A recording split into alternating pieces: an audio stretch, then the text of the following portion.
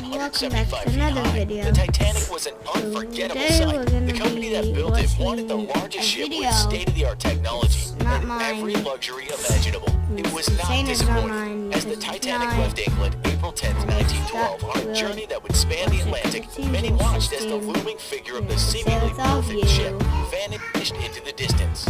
None expected it to sink just 4 days later. Today we find out the fate of those on board in this episode of the Infographic Show. Where did all the bodies on the Titanic disappear? The Titanic was the brainchild of the White Star Line, a shipbuilding company in direct competition with the other companies of the time. One of these, Cunard, had built the Lusitania and Mauretania in 1907, nautical masterpieces that crossed the Atlantic at record-breaking speeds, and thereby earned their builders widespread acclaim and recognition. Not to be upstaged, White Star set about to make not one but 3 passenger ships to surpass all others in both size and luxury: the Titanic, the Olympic, and the Britannic.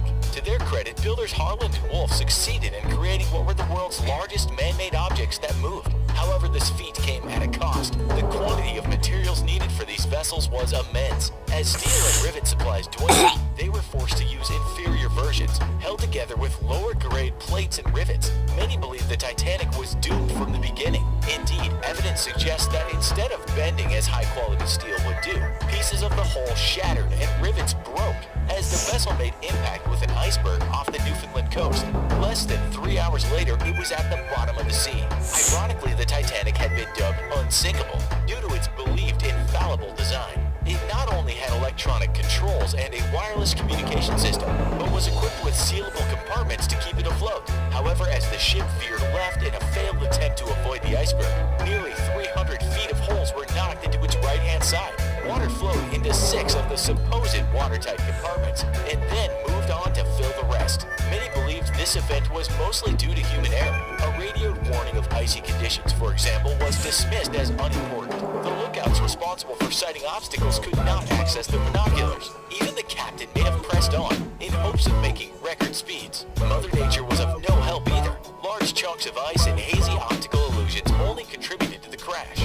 Further, nearby ships could not tell the Titanic was sinking. The lack of aid, in addition to the shortage of lifeboats, resulted in a profound loss of life. In the panic and chaos, the boats that were available were also misused, leaving 400 empty seats and over 1,500 people stranded. As the front of the ship sank with the weight of incoming water, the back rose steadily higher. Mounting pressure eventually caused it to crack, sending the front into the depths of the ocean. The rest soon followed. By 2:20 a.m. on April 15, 1912, what was left of the Titanic was gone. The 710 who survived were rescued by the Carpathia, responding to Titanic's signals of distress. It did not reach the area, however, until almost 2 hours later. While the Titanic sank in the darkness, the sun was rising by this time, highlighting the remains of the less fortunate, lifelessly suspended in the sea. The Carpathia was forced to navigate around multiple icebergs and past floating bodies to reach those still alive. Despite its best efforts, some of those rescued later died and were buried at sea. In all, over 1,500 passengers were lost.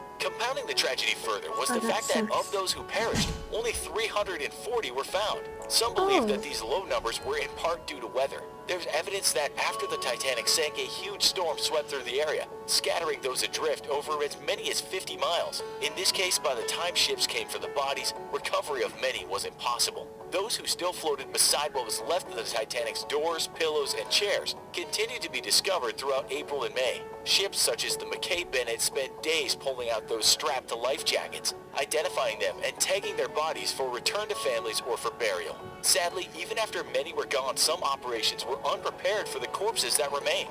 There are reports that as vessels ran out of space, bodies of third-class passengers were tossed overboard in favor of those from first. In all, while a few hundred were lifted from their watery graves, upwards of 1,000 were unaccounted for, never again to be seen. What is left of those who were scattered all over the ocean's surface remains unknown. However, it's believed that a majority of those missing went down with the ship.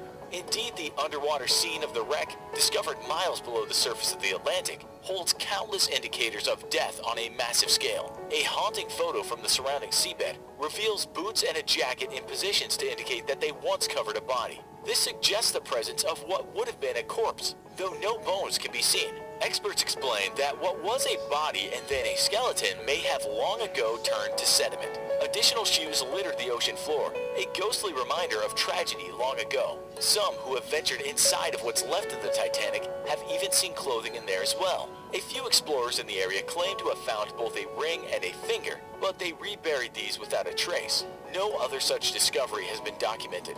The evidence that corpses once surrounded the Titanic and rested within its outermost structure is strong. However, what is deep within the wreck is up for debate. Some believe that hundreds died inside and remain there still. If this is true, it's possible that bones and teeth, perhaps even entire bodies, lie within it. After all, in the most interior areas closed off from currents and without a supply of oxygen-rich water, bodies would be free of fish or worms. In general, decomposition halts in such isolated conditions. In fact, organic materials left in similarly cold pressurized environments without access to a current have been preserved for as long as centuries. It would seem that inside the ship and nowhere else, that recognizable remains, should any exist, could be found. Fortunately, those at rest within the Titanic will be left in peace. As an over a century-year-old wreck, the Titanic now falls under the protection of the 2001 UNESCO Convention, making damage or pillage to the site illegal. But the question remains, are the people still trapped within the Titanic? And if so, how many? Have they been preserved, or are they now a form of sediment? As